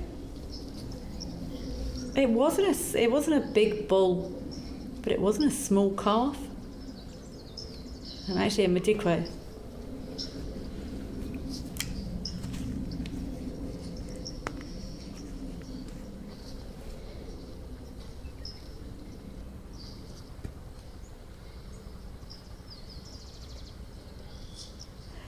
Mr. O. Notole, you are joining us from Gaborone in Botswana. Thank you so much for being this side, very close to Madikwe there. We used to sometimes go into Gabs for a pizza when I was working at Tau. It was a bit of an effort to go there, but Gaborone was one of our pizza locations when I was working at Tau up there in Madikwe, and this is your favourite channel, so thank you very much for joining us, Mr. O. Notole.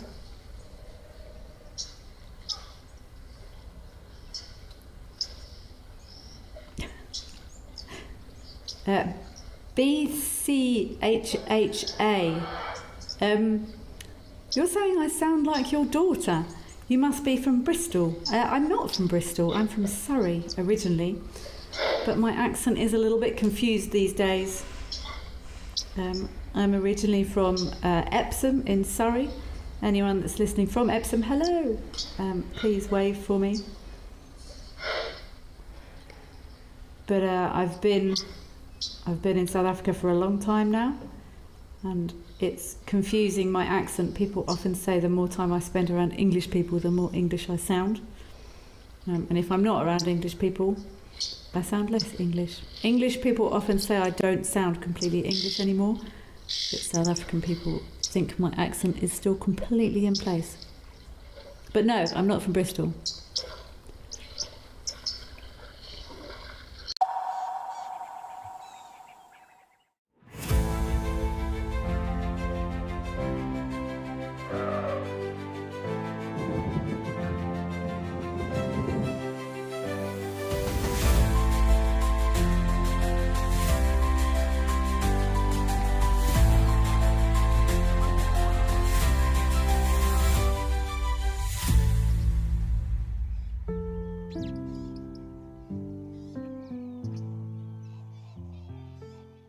At Wild Earth, we believe every story has the power to create change.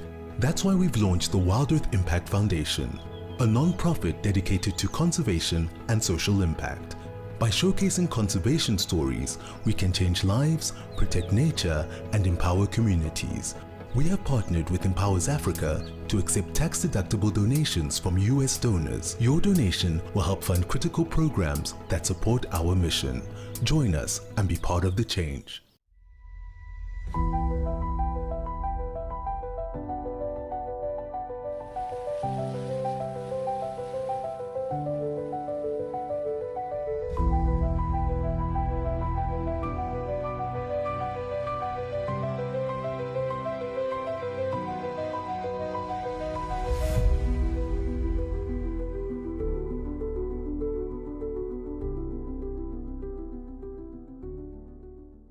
And that's it for this morning's drive. She's just got her impala, everybody.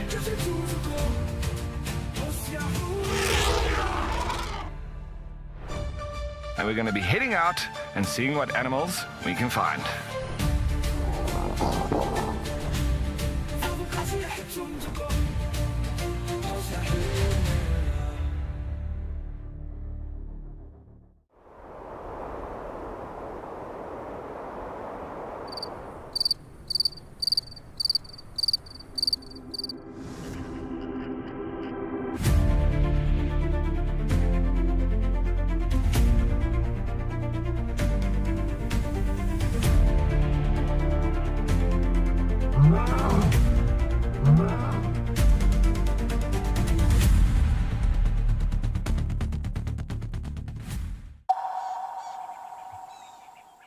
Know that actually. It looks like some of these buffalo are getting up for a second round of thirst quenching here. I'm sorry, Chilio, I completely forgot where you said we're going, but we're going to go somewhere and see something. I guess we'll find out when we get there. Spas, you are asking, I'm from Surrey, have I ever heard of the Surrey Wildlife Trust? And yes, I have heard of the Surrey Wildlife Trust. Okay, we're back to this little chickie's having a spot of lunch. I remember it feels like yesterday I was here and this chick couldn't feed itself. It looked like the adult bird was encouraging it to feed on its own, but it was not. But I don't think it's going to have that problem now. I'm fairly sure this is sorry if anyone finds this upsetting. I would guess this is a dussie.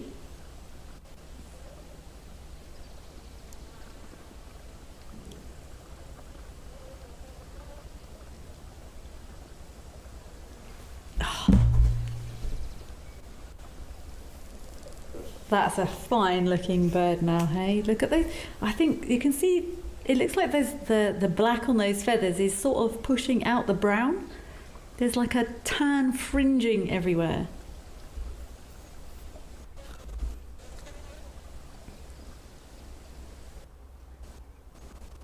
Yeah, if you're eating your lunch and don't want to see an eagle ripping apart a dussie, I suggest looking away.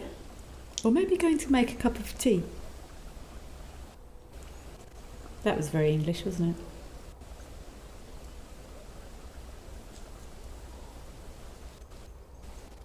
These dussies round here must be quite nervous.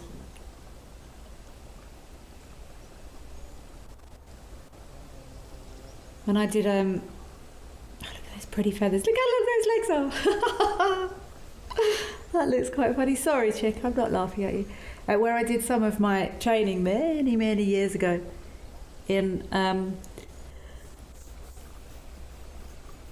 was in Mashatu in Botswana. There was a big sort of cliff rocky area called Eagle Rock, and when you a couple of times, it was when I was doing my dangerous game or potentially dangerous game walking hours and encounters and qualifications, on the odd occasion we hiked up Eagle Rock, which was quite a mean feat.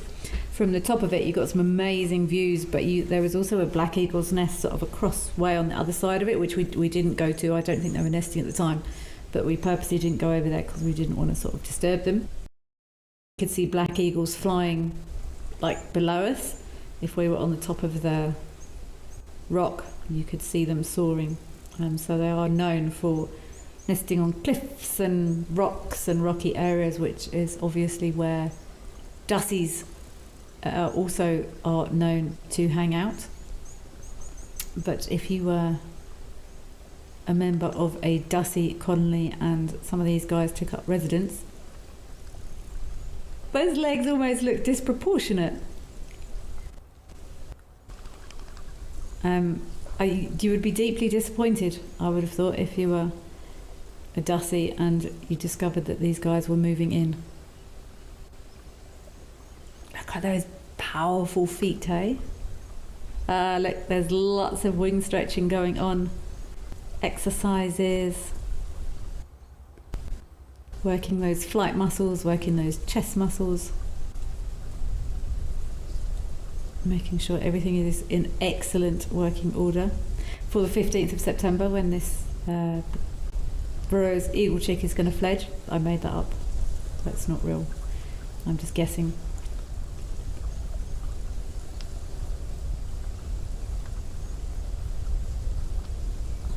There we go. Beautiful. This is what I was talking about earlier. I'm sure there's been some jumping and some flapping and some testing. And there we go. I've seen it before in camera, only in cameras because we can't normally get close enough. Sometimes when the wind picks up, chicks will almost grab onto the sticks and the nesting material and stuff and like open their wings and feel that wind through their wings. But these are all practice jumps we're seeing. Oh, I feel nervous.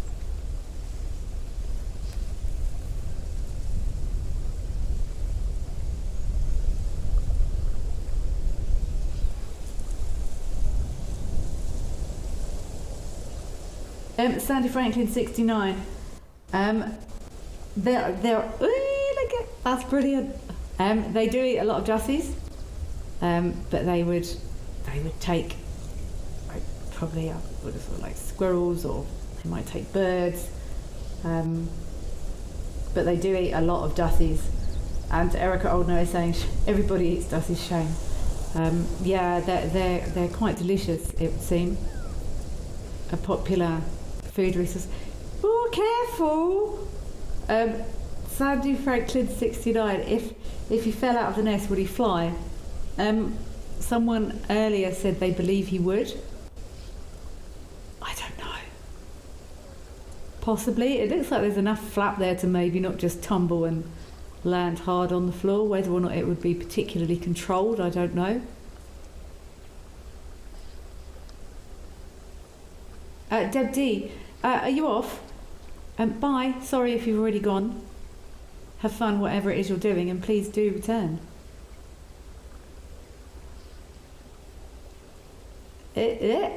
Stick stuck. Wildlife lady, I'm really glad you have enjoyed the show. It's an absolute pleasure today. I really enjoyed that elephant sighting. And I agree. Thank you to FC and Zoomies and everyone else that makes this show possible. This chick's getting antsy. But that's nature. That's what's supposed to happen.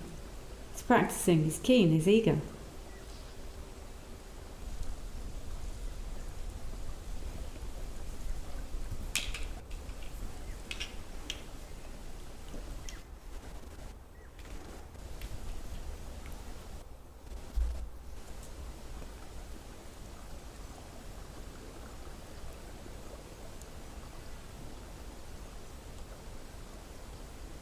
This is so nice.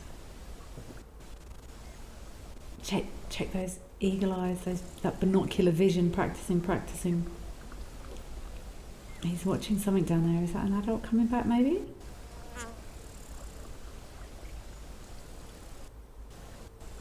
It's watching something.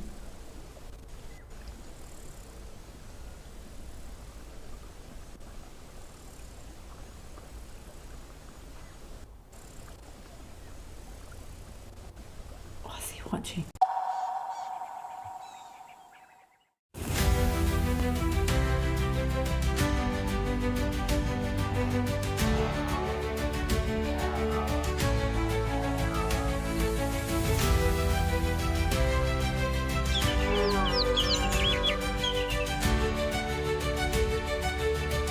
This is an unbelievable afternoon.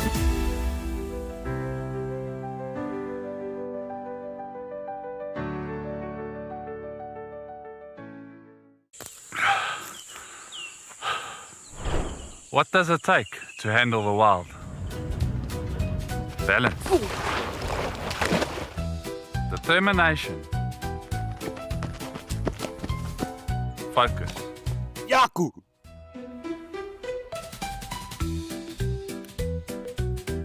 And gear that can take a beating so you don't have to.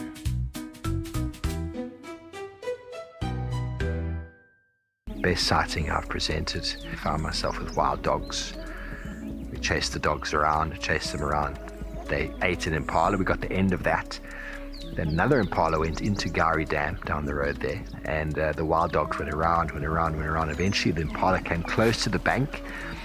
One wild dog went and grabbed it and then just pulled it out and just did what wild dogs do. It was an emotional experience, but it was very, very special.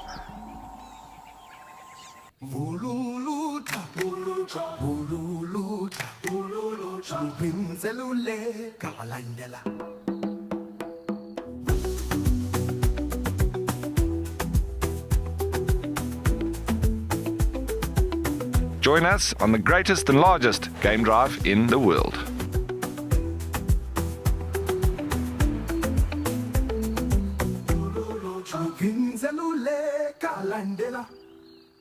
Out here, every moment counts. As a Wild Earth explorer, you won't miss a thing. Watch the Wild Earth channel ad-free, 24/7, and rewind if you want to catch something again. Enjoy behind-the-scenes videos, fireside chats, and early access to travel offers. It's the best way to stay connected and be part of the Wild Earth family.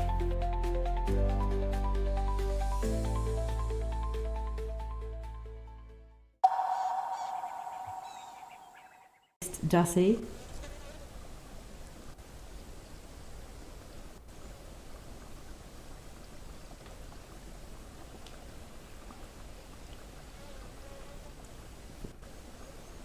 Corinne, hello from Kent.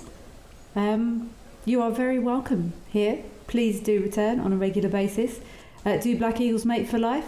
They are monogamous, and pair bonds do last a very, very long time.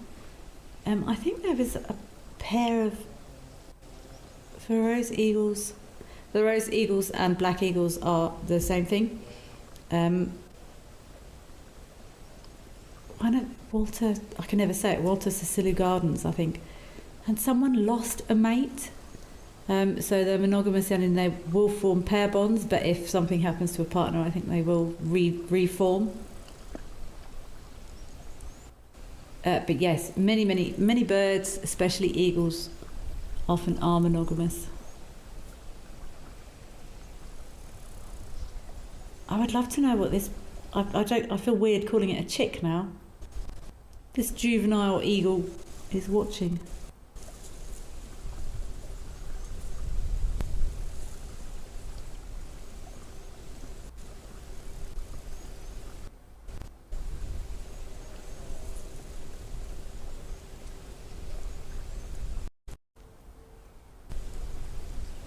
I wonder if he's not struggling to open that Dusty a bit.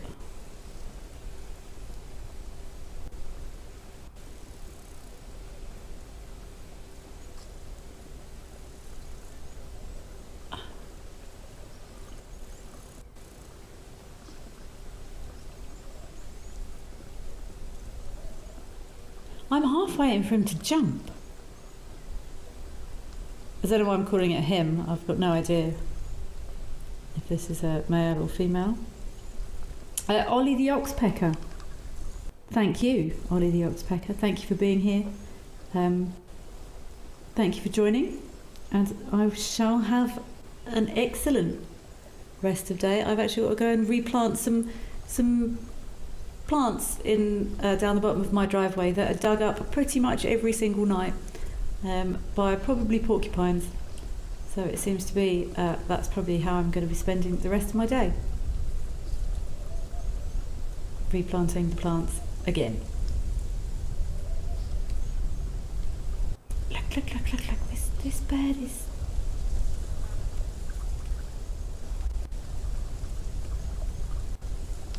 Melanistic Marble, thank you for being here. Thank you for joining us. We hope to see you again soon. I am due to be returning tomorrow. And I might see if I can dig deeper into this, can crocodiles get a suntan? But I'm going to need to pull apart the chemical composition of the crocodile scales. I will see how long it takes me to replant my redug up plants again. But it's been an absolute pleasure this afternoon. I've enjoyed today's show very much, as you can probably tell. Those elephants were awesome.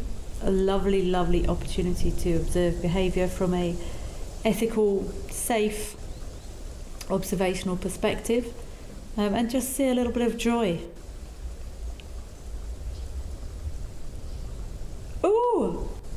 Oh, we've got 30 seconds left. What's this bird doing? No, he's not going to go. He's far too early. It's still 2 weeks too early. But I hope everyone has a fantastic day. Enjoy whatever it is you are up to. I very much